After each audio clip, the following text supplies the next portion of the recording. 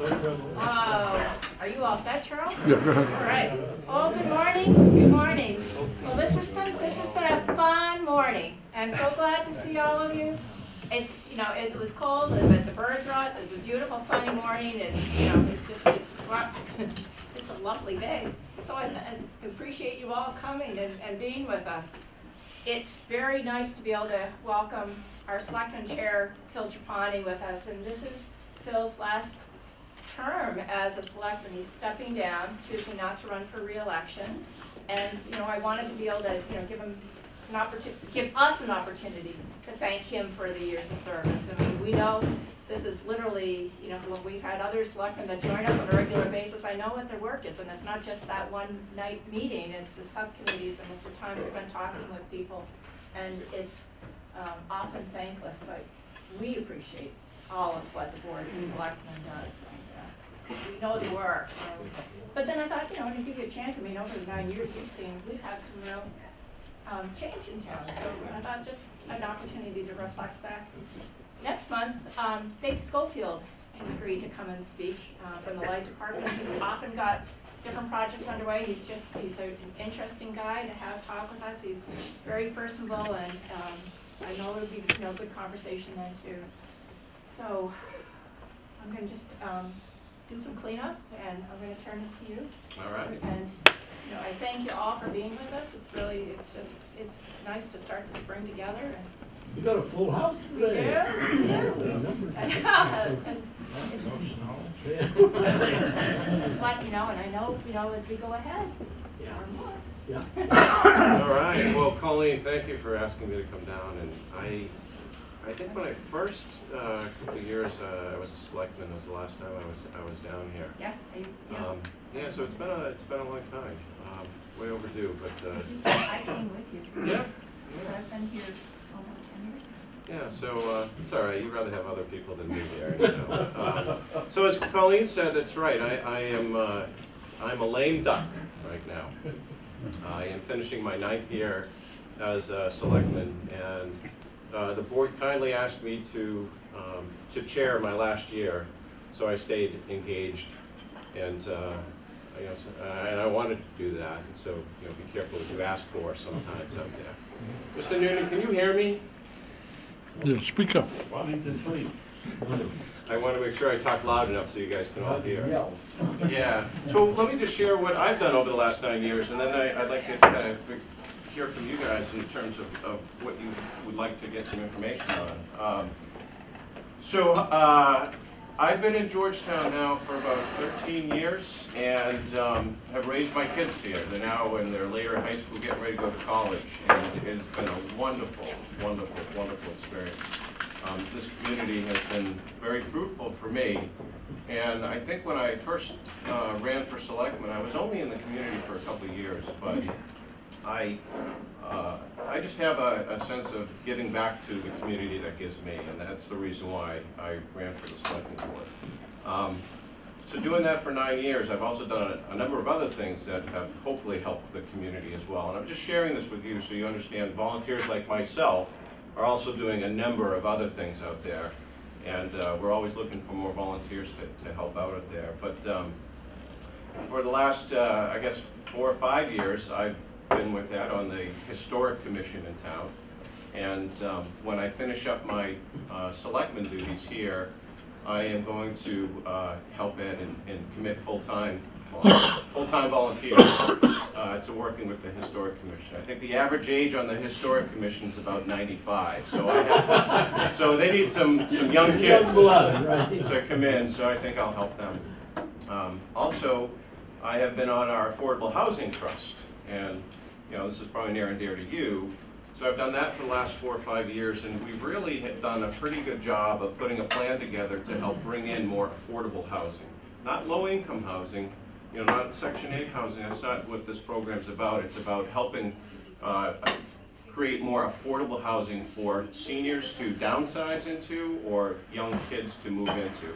We have very little stock in town of rental properties for people. There's not a lot of options. I know as I'm looking and my kids are going to be leaving the house pretty soon, my wife and I are like, well, we don't need this big house. Wouldn't it be nice if we could find a smaller house? there's not a big affordable market out here in Georgetown for a number of reasons, and we can talk about that. How many veterans here? Raise your hand if you're a veteran. All right. So I know Karen, our new VSO, was in just a few weeks ago or months ago, right? I have served on the Essex County Veteran Services District as a board member for the last 9 years. I've been participating in making sure that our VSO and the services that we're providing are adequate and are continuing to drive more and more of those services out there. I know Karen is new, she's getting up to speed, so we're getting our internal operations set, so we're trying to do some more outreach there. I'm also a board member on the Georgetown Education Foundation in town. One of the things that I try to look for is to provide private funds to also supplement the school budgets in town. And over the last, I've been doing that for about 8 years. We've probably given the schools about $120,000, $150,000 worth of equipment mostly. So it's been technology, sciences, arts. That's kind of where we have been looking at raising money to help supplement the schools. So let's see, I think that's it. So Selectmen, Historic Commission, Affordable Housing, Georgetown Education Foundation. I think that's all. How do you get the funds, for instance, you mentioned that you're helping in the education end of it. Are there donors out there that you can tap? Or? Yeah, so the Georgetown Education, we tried to create an endowment, and that didn't work so well. We're a small town, so, and not like a Newburyport has a bigger, community to be able to, give. And we decided that we would have some events. So every year we put on 2 events, two major events at the Georgetown Education Foundation. One is either a formal or semi-formal event up at the Black Swan. Usually we have an auction and stuff, and we raise anywhere between $15,000 and $20,000 a year doing that. And then we also have a golf tournament that we run as well. And so we have to be careful because we don't want to take the same from the PTA. They do their things as well. So what have I witnessed in this town over the last 9 years? We're growing. I mean, we went through a period of no growth basically during 2008 recession. And the last 4 years, three or 4 years, we've been growing at 4% annually. And that's fast. That's a fast clip. How many people in Georgetown? There's, I think the last number I saw was somewhere around 8,700. And you put 4% on that over the next 10 years, 40% growth on that. I'm not saying that 4% is the number. I don't know what it is. But that's a lot. So the town is absorbing a lot more people.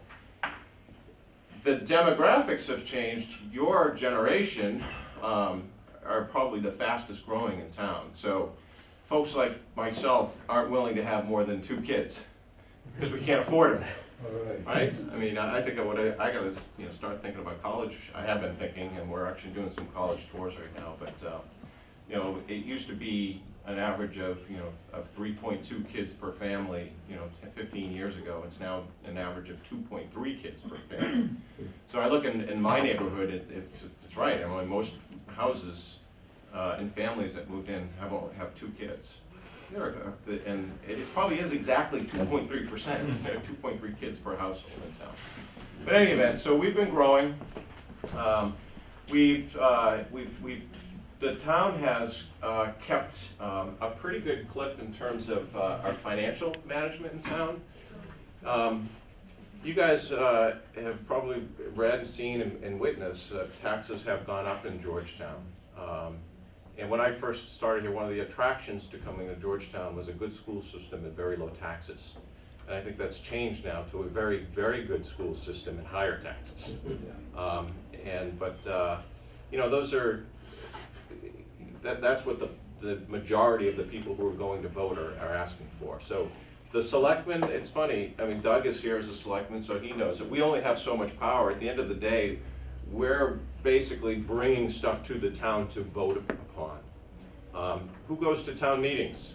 in town. Yeah, so, are you all, who are residents of Georgetown? Yeah. Right? So we have a town meeting coming up in May 2nd? 2nd, I believe, town meeting. Go, if you haven't gone, go to the town meeting. It's fun to watch, to be honest with you. We've only had to have the police escort someone out once or twice over the last few years. You know, if you can get down there, it's fun. Plus, you have a voice. It gives you have a vote on whether you want to, vote on certain stuff out there.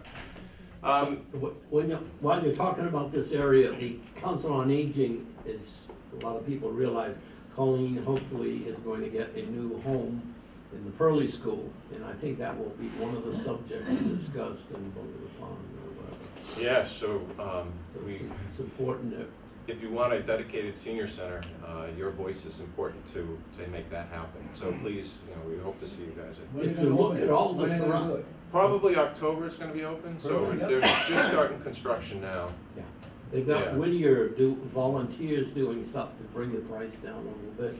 Yeah, so let me talk about some of the projects that have been completed over the last, why our taxes are they are, and the things that our taxes have been increased to pay for, and some of the projects that have been done with what we call our community preservation funds out there, which is a different thing. So, you all know we got a big, brand new, spanking, expensive school in town, right? Yeah.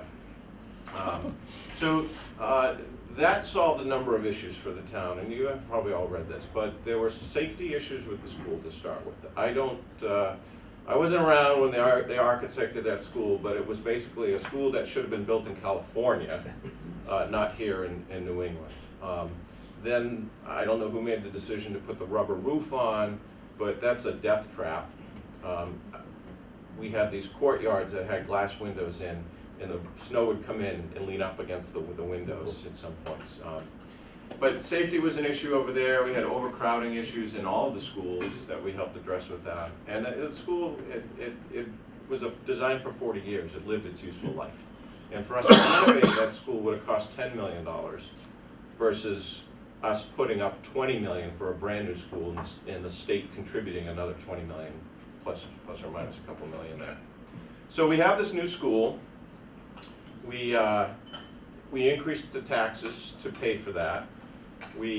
As a result of that, we did some work at the middle high school as well, and we renovated some sections over there, expanded some classrooms, and we did some mitigation of the water. They had, if you go in the high school, you would have seen floors that were going like this that were cracked. And we have some big rains over there. It really caused a lot of problems. So they've addressed some of the capacity issues. They've also taken out a grade and put it up at Pembroke. So the 6th grade went back to the elementary school, which I think is probably the right thing for 6th graders. So that, so this is all kind of dominoing. So we did the Pembroke, which affected the high school and middle high school positively, which also affected the Pearly School, which gives us a senior center. So there's benefit, I think, for the entire community for all of these particular projects. On the capital improvements in town, we have what we call our Community Preservation Committee. And I just want to explain how we're paying for some of these other projects, such as the fields and the parks and painting the town hall and all these fun things. The Community Preservation Act that was passed 15 years ago or so, you have a surcharge. You pay about 3%, there's a formula, on your house, another in taxes. That goes directly to a fund called the Community Preservation Fund. It's matched by the state a certain percentage. And we have gotten about a match of $1.25 million from the state over the last 6 or 8 years. We put that money toward historical things. So Ed has been, in the Historic Commission, have been using the CPC funds to pay for a number of projects out there. Ed, I don't know if you had a chance to speak with these guys on the historic aspect, and maybe you can share some of those projects that, the major projects, Which project? Well, The ones in particular, we've tried to work with the town cemeteries. You'll probably notice there are a lot of stones down and have never been, there hasn't been any upkeep for 50, 100 years or so. Even maintaining them, we have set the thing up now, so all the lots are filled. We were able to get a nice cast iron fence around the Union Cemetery. Union's the oldest cemetery in town. And, we have people there 1732, so it goes back long before Georgetown even became a town. And we're trying to preserve what buildings we can in town that are historic. To do that, thank God for CPC funds, or we wouldn't be able Yeah, to do so it. some of the projects, we put a roof on the Pearly School. Early school. We've used it to work on town hall projects, which is That interesting. restoration, that was So you a wanna big hear a one. good, you know, we are creative in town, very, very creative in terms of using the monies that we have. And kudos to our town administrator. Painting town hall, the original budget came in, I don't know, $40,000 to paint the town, and we got that estimate based during the tough recession time, so painters were willing to, you know, do whatever they could to get business. And we couldn't fund it at the time, and when it finally got through to fund it, the cost went to about $80,000. So we couldn't afford that, so what we did, we used the sheriff's inmates. And prisoners. The prisoners. Trustees. The residents of the sheriff, Trustees. of the jail. And worked with Alan Olson and his crew, who kind of general contracted and trained these guys. And we saved probably $40,000, $50,000 by doing that. I mean, these are the types of projects. We've done an energy project in town, replacing all the fixtures and HVAC systems in town, and you know, we're trying to reduce our energy costs going forward, and we got a lot of funds from the state to do that.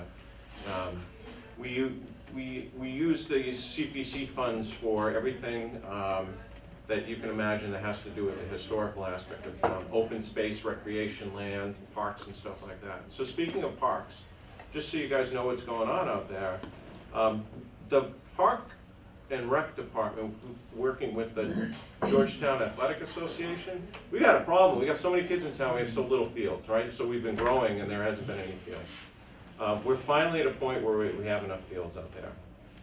When we did the renovation of the Pembroke School, we got a couple extra fields over there. American Legion, that park over there was completely renovated. All the swing sets and the jungle gym and everything is all brand new. The park's been completely cleaned up.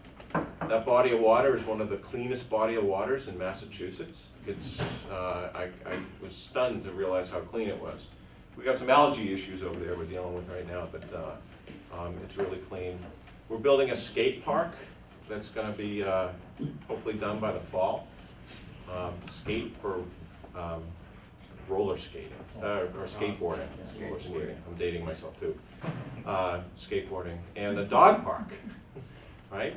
So, so there's a whole bunch of projects. I could go down the list here, but I want to just kind of give you a sense of some of the bigger projects, and I want to hear from you guys. What is it that you guys have questions on, or comments, or you know, anyone have a particular question? Have you figured out why the electric bill was so much at the new Pembroke School yet? We did, and it's not wrong. Yeah. So what wasn't clearly, the architects and consultants and the building engineers also gave us an estimate of $2 per square foot, I think it was, for the energy of the building, and it turns out that it's probably $3 a square foot, and that's about 100,000 square foot building. So we were way wrong on that. It is a bigger building, and it's a LEED building, which means it's a sustainable, energy efficient building. So we put a few extra bucks in it to make it. But it's not wrong. That is the operating costs. It was higher than we expected, which is painful because it eats into the rest of the budget that we Well, have. our operating expenses are more too. Yeah, yeah. it was estimated wrong, put it that way. The fields on West Street, I see Dana Warren's over there stopping and stripping. Is that to expand the field or expand the parking? So there's a few things going on down there, because it's in the water area shed down there where we draw our water, and we're building new fields, we're trying to take those fields out of play during the turtle season of, don't get me started on that. But it isn't a water resource area for us. They are expanding the parking down there. We're still gonna use it as a field, but we're trying to, during this turtle breeding season, to take us off the field. Yeah, not turtle soup season, right? No beavers? Well, the funny thing with the beavers is, the Parker River used to be a river back there, and the beavers have blocked everything up, and now we have 2 miles of wetlands over there, which is good and bad. So all the towns downstream are all complaining that they don't get enough water because we're hoarding it here, but we can't touch the beavers because the environmentalists.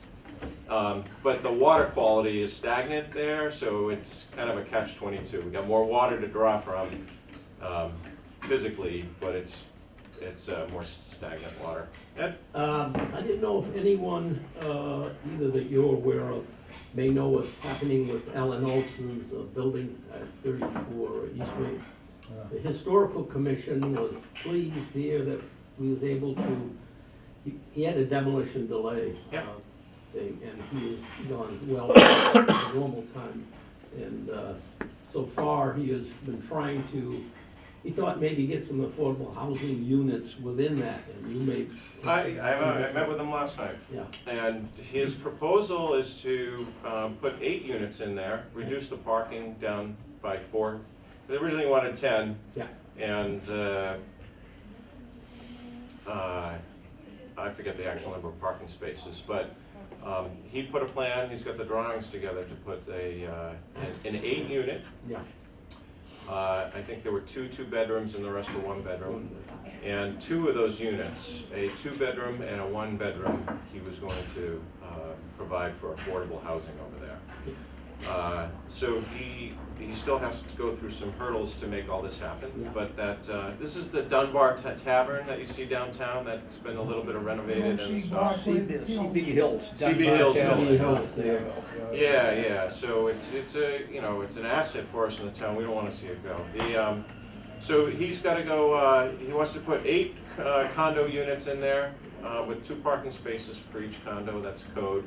So he's reduced his ask a little, and with the affordable housing units that is in there, we're hoping that the planning board and zoning will approve that. But he's made it clear that he is probably going to get the permits and then get out of the project and sell it. Yeah.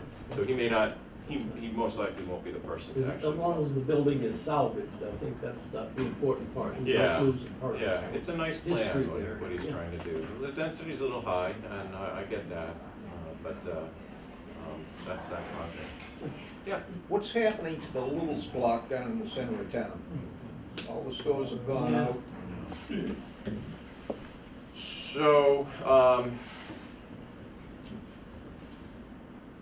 I can anecdotally give you what's going on. So it's a market issue and it's a product issue and it's what the customers are looking for. They're just, it's a niche store, and I go in there every once in a while. I'm not a repeat customer like they probably need, but they just aren't making it. Yeah, they're just not doing enough business. That's too bad. Great location, It perfect. It is a great location. Some of the, Parking, yeah. No parking. yeah. So speaking of the downtown, to get this conversation going, so there's a few things that we're trying to do to help financially with the town. And this stems on economic development. So one, we've got to make sure that we're tight on our expenses, and this is a tough budget year for us in town. And we're dealing, we don't have much control over this, but the schools, as selectmen, we do work with the Finance and Advisory Committee to tell them what they can spend. They're allowed to spend it any way they want. That's the school committee's job. But The budget right now this year is tough. It's tough for a number of reasons. One, you know, we've got expenses going up double digits in some areas like healthcare, right? And our biggest expense in the town is people. And when you have that many people and healthcare goes up by 12% a year, and we can only raise so much through our taxes, and the local aid coming to us from the state is ridiculous. If anyone sees Governor Baker, give him a smack and tell him that we need more local aid coming back to the town, because their contribution has been continually decreasing in what we're getting. I think long-term, the biggest challenge that we're gonna face as a community is going to be maintaining a bedroom community that we are and paying for it. 91% of the taxes that we collect in the town are from residents, property taxes. So we have a very small business base. So we need to, and have been trying to stir up some economic development. And I'll give you an example of what's been done. One, we started an economic development committee when I first got elected back in 9 years ago, I guess, right? And immediately there, we worked with the state to look at two initiatives. One initiative was an expedited permitting zone, if you will. So up on Tenney Street, there's some industrial properties up there. We put them in this economic zone and worked with the state. There's tax incentive financing, there's expedited permitting on the properties. So we're looking to bring in new business, construction in the right places, in the right types of business as well. We have to. It's the only way that this town is going to make it without us pulling more out of our wallets. So we're trying to bring in some construction of some new business, whether it's office, research and development, medical, light industrial, or warehouse, and retail. We have the medical marijuana dispensary coming to town. Yeah. And I'm going to start a potato chip store right next door. But the reason that I was supportive of it is, one, it's regulated stronger than pharmacies right now, and I've been doing a lot of research with other states to see how the medical marijuana, not recreational, medical marijuana industry is going. There's a difference, right? There is a big difference. Yeah. Yeah, I mean, first of all, most of the medical marijuana, you don't smoke, you don't get high. You just get the chemical that's from the actual plant itself. It's all dope. But there's the potential, real strong potential. One, we need a tenant in there, right? We need a healthy community, so that's one thing. The second part is that the state is, one of the other towns has proposed a bill to create an excise tax on the sale of medical marijuana. And if that goes through, it would be a boondoggle for us. We expect anywhere between $250,000 and $500,000 in new revenue coming into the town. And on a budget in the mid-20s, high 20s right now, million, $500,000 is a lot of money for us. So I'm like, it's not guaranteed, but. Who collects it, who distributes it? The weed or the money? No, the money, the weed, the money. Yeah, there's a big sale on sickles. Yeah. It would go through the state, and the state would give us our share. We go into the same thing again, aren't we? Well, The state's collecting the money and then giving us back what they think. Yeah. but the good news is in law, you'll know exactly what you're getting back as a percentage. Laws change. It's like Laws the change meals quickly. tax. So we passed a meals tax in town, which is another 6%, or not 6%, 1.25%, I think it was. And we get back 75% of that, or something to that effect. So we know what we're trying to do. So anyhow, we go back to economic development. Downtown, back in the 70s, it was changed from commercial zoning to residential zoning downtown. And I don't know, whatever, I'm sure it was a good reason back then, but for us today, it's not a good reason. It's not a good solution for us downtown. We need to have the ability for the property owners to have some commercial on the first floor and residential on the top floor. That drives people living downtown, walking downtown, spending money downtown. To do that, To change that zoning is not trivial. There's a lot of work that has to go through. But we have a couple other issues we have to address. One is we are, the septic in Georgetown. We're all on septic. Driving businesses here that need wastewater treatment, it's not a match. They don't come to Georgetown because we don't provide that wastewater treatment. And we've got parking challenges we've got to address down there, and we've got traffic issues. So, but the ball's got to get started. Years ago, we tried to pass this, but I think it was too fast, too quick, too much to ask, too fast. We got this economic zone for the commercial properties outside in Tenny Street and elsewhere, but we didn't rezone downtown. So I'm hoping that at town meeting in the fall, we'll be ready to ask the community to do that, which would set off a number of initiatives for us to look at. How can we solve that downtown wastewater problem that we have? How can we do some studies on traffic and parking down there? And ultimately, we got to bring in more business. I mean, that's if there's a long-term solution for this town, that's the issue. Parish Road's been dead end now, I don't know, 5, 10 years, I don't know. When they ever gonna replace that bridge? I think I haven't heard any. Yeah. No, that's Georgetown. Is it Georgetown? Both for Georgetown, line, Oh, yeah.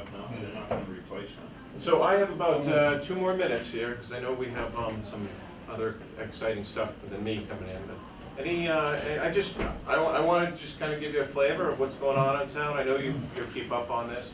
I want to see you guys at town meeting. Come to town meeting, because if you're not happy with what's going on in town, the people who don't come to town meeting don't get to make a decision for where the town is going to be. The residential stuff above the retail below, that's part of 40B basically, or 40R. they call it. 40R, yeah. Yes. Okay, so that will be discussed at the town meeting as well, do you think? Or Fall. in the fall meeting? Yeah, we lost our town planner, who left and went to another job. So this is kind of right in the middle of this, because there's a grant application that has to go in. And there's a cost to putting that grant application in, but the town planner needs to be part of that process. There are more and more communities that are moving in the same direction you're talking about, having housing above retail. Yeah. It's sort of commonplace. I hope they go. Right. Yeah. Any, The housing above the retail in the square, yep, where's the storage gonna go? that's one of the issues we've got to That's address. the big issue. So there are solutions, they cost money, and but the solutions are such as a packaged sewage treatment plant. I live up in Little's Hill, we have our own packaged sewage treatment plant. And I don't have septic. So you can do things like that for the downtown. I guess 25, 30 years ago, they had a chance to We move, could have hooked into. hooked into Groveland, which would have been 10 million at the time, and now it's about 100 million to do that. So that's, The problem is now, they're a different aquifer. They're I the know. Merrimack River and we're the Parker River, so we can't ship anything over there. that ship has sailed and we didn't, yeah. You know, and I'm sure it was a tough decision back then. It was a lot of money back then, a tremendous amount of money. I mean, who would have thought that we would need it in 20 years from now? Well, it just seems like it is a catch-22. We keep building better schools, and so more people wanna come here, and they build houses, but those houses don't cover the cost of what it's costing to maintain them, and we're just going around in circles. It is, so. We talk affordable housing. I was just a machinist when I bought a house in town. It's very affordable. Yep. And, I'm getting to the point now where it's not affordable anymore, it's mine. Well, the reason I live in Georgetown, just so you know, is because the house I outgrew in Middleton, to upgrade the house and move into a bigger house, I couldn't afford Middleton either. So I've been through exactly what you're saying and what people are going through right now. I had to move to Georgetown. For better or for worse, I'm here because I couldn't afford anything in Middleton. I'm glad that, everything's worked out. It's been a great ride here for me. Any other questions, comments, concerns? What can we do better? We learned a lot today, and I thank you. All right, guys. Thank you. Continued service service to the community. We don't always agree on everything, but it's very important when people want to participate in the community, we can get a discussion. So I want to thank Phil, and everybody give him a big hand.